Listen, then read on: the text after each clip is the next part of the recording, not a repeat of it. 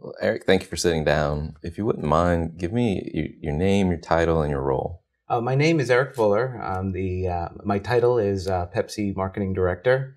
My role is I'm in charge of integrated marketing communications for the Pepsi brand. Congrats on the Effie. Oh, thank you. What does it winning an award like that mean to you? It's been an amazing ride in the last 3 months when we first found out that we had won. At Pepsi, we really don't take a lot of time to look back and to celebrate the accomplishments, and I think everyone felt extremely good about the campaign, and we were very proud the night of the Super Bowl and seeing Beyonce on stage and having a intro to halftime that we developed, and then we quickly moved on. And I think once we received the news, it all came flooding back, and you think about all of the hard work and everything that went into it.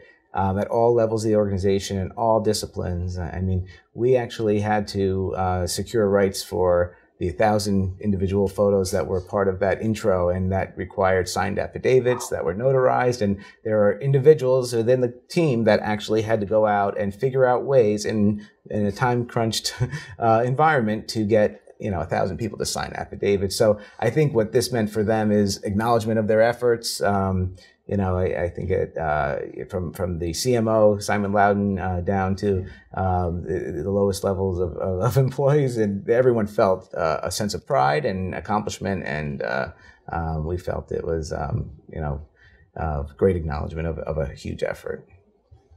So thinking about that team, that huge effort, how did the team come together? You got the Pepsi guys, the agency partners. Yeah. Who are they? Yeah. How did you guys work together? The agency that worked on the campaign was Mechanism, and they're based out of New York and San Francisco. And we have about a 5-year relationship with them, and we really see them as brand storytellers. And I think they're right on trend with what's necessary for taking our brand to the next 5 to 10 years. And I think when we first started working with them, they had this idea that was delivered very clearly on the brief we laid out for them, which was about this amplification of millennials' voices. And they're very in tune with social media, and they know how that medium works, and have a strong connection with social influencers, and they really know how to get the message out through those channels. And so we really are pleased to be working with them, and we have done quite a lot of work with them. They actually did our 2014 intro to Super Bowl halftime show as well, which was also very successful. So Mechanism has been great partners of ours, and I think they are. I use the word partners because they do work with every employee on the Pepsi team, and the way we're organized, the brand again sits at the center, but we have a very strong relationship with the sports marketing team. They have that relationship with the NFL. So everything we do has to be tested and not tested, but checked through the NFL and approved. So it wouldn't happen without these strong relationships that these teams build. And then our social media team, our PR team, that campaign generated over 5 billion media impressions, which when you think of 5 billion, it's quite a huge undertaking. And I think that's testament to their connections and how aggressive they were in getting the message out. Our media team was phenomenal. We had New York City takeovers with Beyonce prominently displayed when the ball dropped on New Year's Eve, and we got a huge bump in impressions because that was on ABC, live on ABC on New Year's Eve. So I think every discipline is working together to figure out the best way to drive this campaign, and that's why I think we'll be represented tonight by somebody from each one of those disciplines. So everyone's feeling really good about the accomplishment and the recognition. So you won an Effie for welcoming Beyonce to the stage for the halftime show. Tell me a little bit about what went behind that idea. It's interesting because it all came from an insight that was really targeted at the millennial consumer, and that they leverage social media to really amplify their voice. They do that so that they can really be part of something bigger. And we felt, what's bigger than the Super Bowl and the Super Bowl halftime show? You have the biggest sports franchise in the world. You have the biggest concert of the year. And we happen to have the biggest artist in the world with Beyonce that year. So it was an opportunity to allow our consumer to lend their voice. And we integrated thousands of photos of fans to create the first fan-sourced intro to the Super Bowl halftime show. Were there any big challenges with executing on that campaign? There were major challenges, mostly because we had three of the most powerful brands in the world. With NFL, you had Beyonce and you had Pepsi, and all very high standards of excellence, and all with similar but a little variation in their marketing goals. So we really had to be extremely collaborative, strong partners. Work very closely together to figure out where we could integrate and where we could make this the best finished product for all involved. So I would say the biggest challenge is just working across those three big, massive properties. But it was a great partnership. Was there any takeaways or learnings that you had as it related to that? Yeah. I mean, we learned a great deal. It was a global deal with Beyonce that Pepsi had embarked on. So it was the first opportunity to actually leverage her, not only in the United States, but across the world. The one thing that we would have done differently, and we've integrated that learning into future campaigns, is to really have a media to shelf approach, which is basically every consumer touch point should be synergistic with the talent. In this case, Beyonce. And we did not do an outstanding job. While the consumer engagement was there, we didn't have a great retail program, and we just learned from that. And the following year, we came back with a strong retail program so that every single touch point with the consumer was very integrated. Winning an Effie is about marketing effectiveness. Mm-hmm. How would you define marketing effectiveness? It's interesting. We're just starting to embark down this integrated marketing model, and we define marketing effectiveness as really leveraging every element of the marketing mix to build really truly loved brands. We feel that will help drive long-term sustainability and volume growth. The key ingredient to that is really having a really talented marketing team across all those disciplines of the marketing mix. So having a strong digital partner internal to inside Pepsi, really having a strong PR team, strong media team, the strong brand team. It's about collaboration and working together in a synergistic way to make sure that every element of the marketing mix is synergistic. And we actually kind of see ourselves as storytellers, brand storytellers, and we feel that the more involved in the briefing process in the beginning of a new initiative that every individual is, the better the end product. So talented individuals and really having a collaborative approach are key. Great. So let's transition a little bit to you. Mm-hmm. You've achieved a level of success in your career. Is there anything that fuels you personally? I mean, I think of myself as a self-starter, self-motivated. I really am energized by seeing the results in the marketplace. So actually seeing what the consumer takeaway is. So that could be measured in any variety of ways. So whether it's number of views, number of shares in digital media, is it volumetrically or share. It's really about seeing that consumer response. But it doesn't hurt to really have a team of passionate and motivated individuals that really keep you at the top of your game. And we also compete in an extremely aggressive category, very competitive. And I think if we're not at the top of our game, our competitors are. So we're motivated by always keeping abreast of the latest trends and making sure that we're not falling behind when it comes to marketing effectively. Do you have a personal motto or a quote? I do. Tony Hsieh, actually, the CEO of Zappos, says your culture is your brand. And I feel that at Pepsi, that is something that we have a spirit for innovation. We have a spirit for fresh thinking, and we do have fun, but we drive for results. And I really feel that the end result of our marketing efforts manifests that motto manifests itself in the work that consumers ultimately end up seeing. Okay.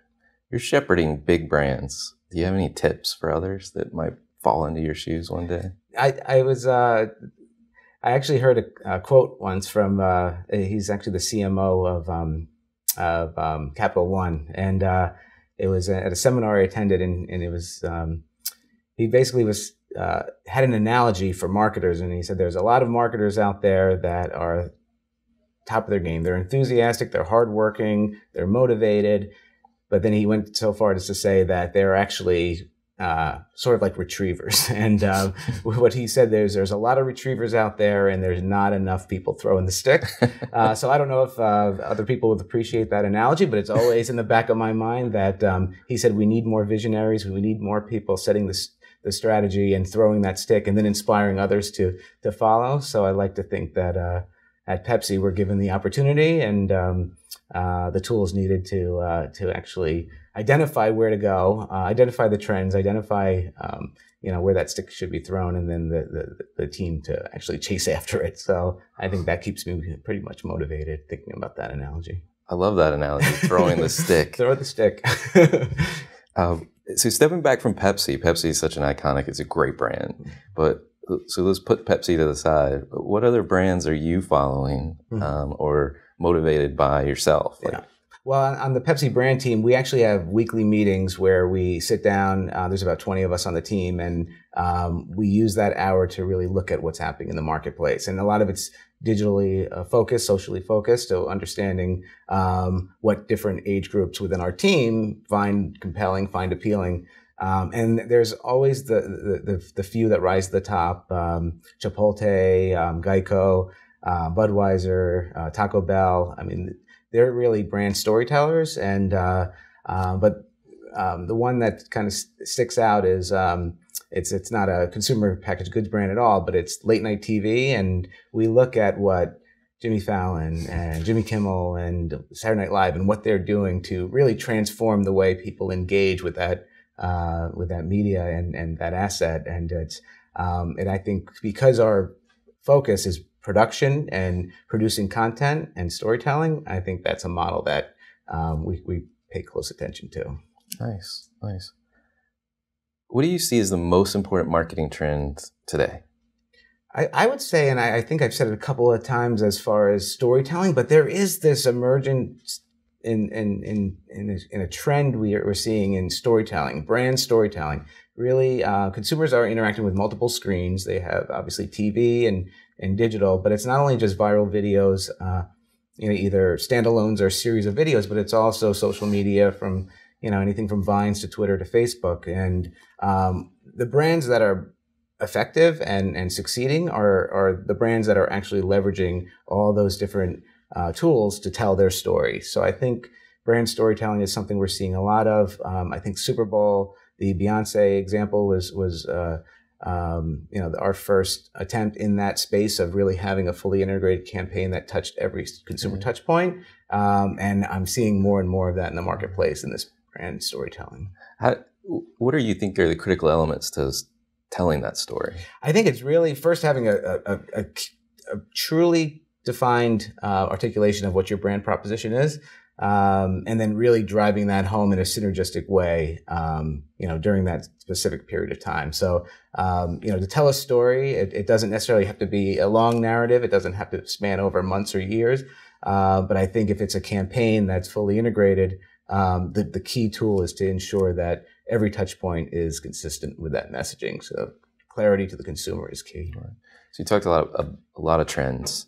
How does that change the organization? And do you think the organization needs to evolve over the next, and not necessarily Pepsi, but organizations in general over the next 5 to 10 years? Yeah, I definitely think, and Pepsi's a great example of a company that is undergoing some internal change in organizational structure. We are incorporating more of a global model. We're a 117-year-old brand, but we've always operated as separate business units. And for the first time, we're taking a very global look at our positioning and our design. And what that allows for is consistency across the world, but then allows each of the individual markets to activate the way they think is appropriate for their market to drive business results. So I think that's one way we've changed. We're also taking a very brand-centric approach. So I know that a lot of organizations are now wrestling with the emergence of digital and social media and what's the way to organize. We're very clear that the brand sits at the center, and digital and social is yet another medium in which to convey our message to consumers. So the brand is at the center, and all of the marketing disciplines sit around the brand.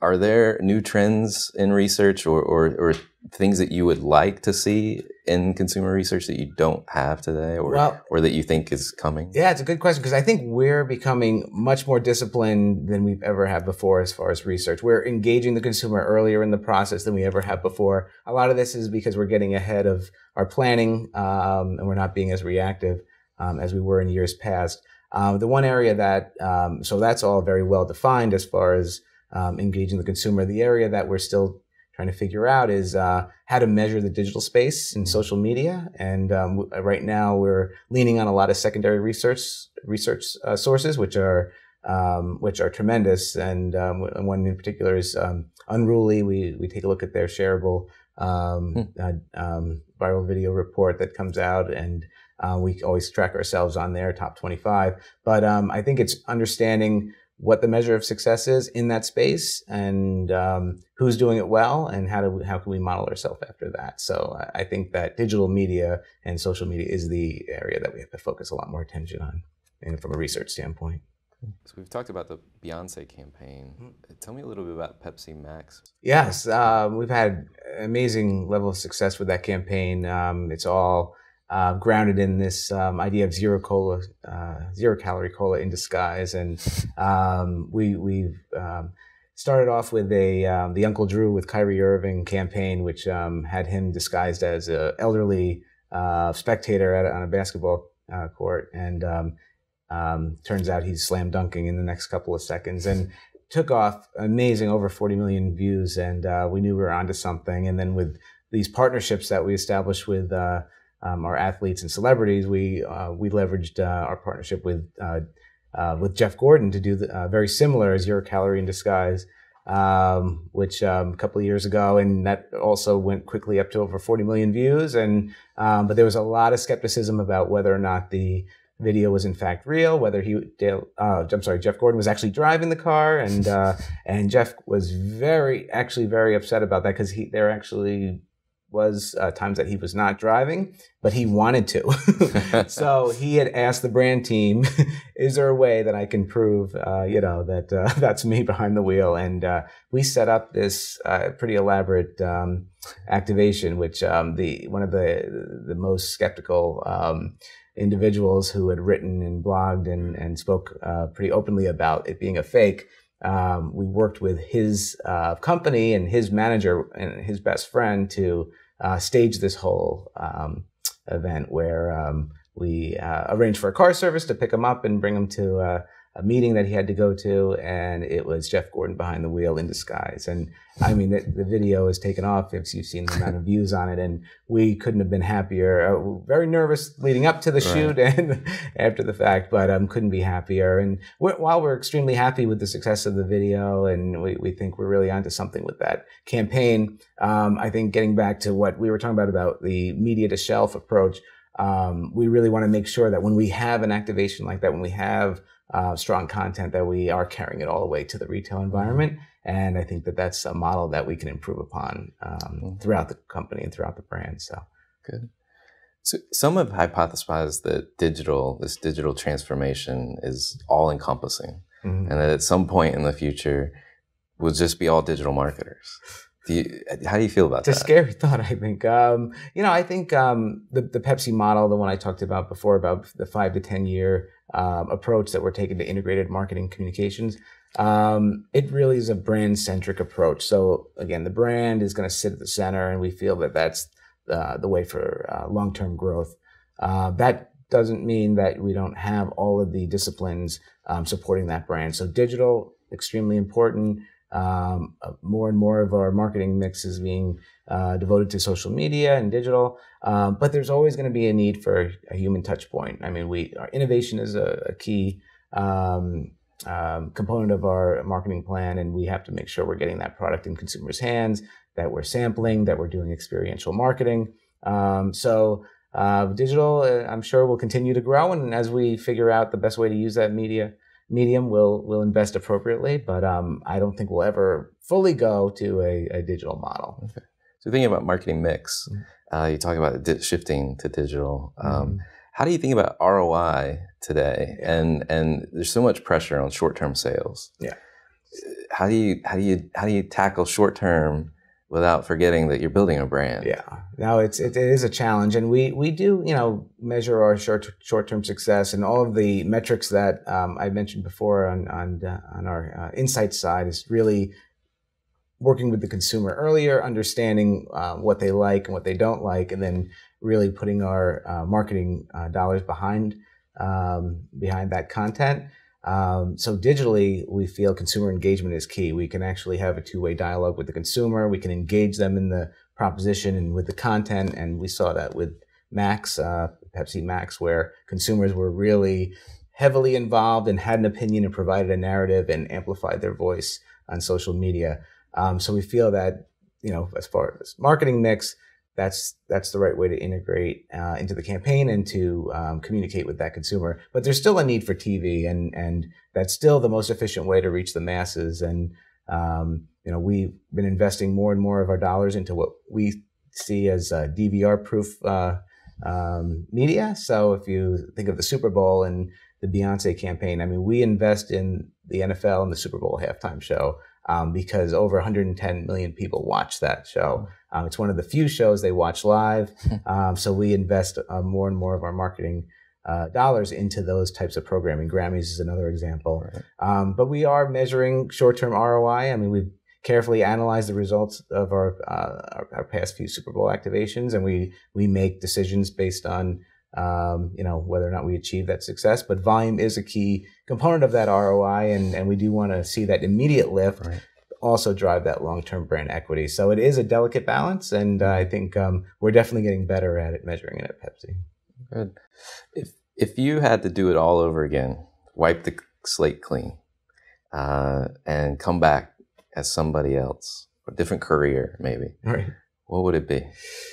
I mean, it's hard to imagine a career outside of Pepsi. I mean, I've been there 8 years now, and I've had worked on a variety of different brands, and I think every brand experience is completely different. And the company is also evolving, as I mentioned, with the organizational structure. So I can't imagine a career not at Pepsi. I've also had the chance to work on and grow brands, billion-dollar brands like Brisk and Lipton Pure Leaf. I've had the opportunity to work with M&M on Brisk. I've worked with Beyonce and Bruno Mars. So if you look back and you think of the properties and the partnerships and the collaboration and the agency partners that we've worked with, it's hard to imagine not. And this is an exciting time to be in this field. I mean, there's so much going on with digital media and social media that I can't imagine being anywhere else. So the only thing you would change is just more of the same. Yeah, more of the same. Maybe if I got there earlier in my career, maybe if it was longer than the 8 years. But I think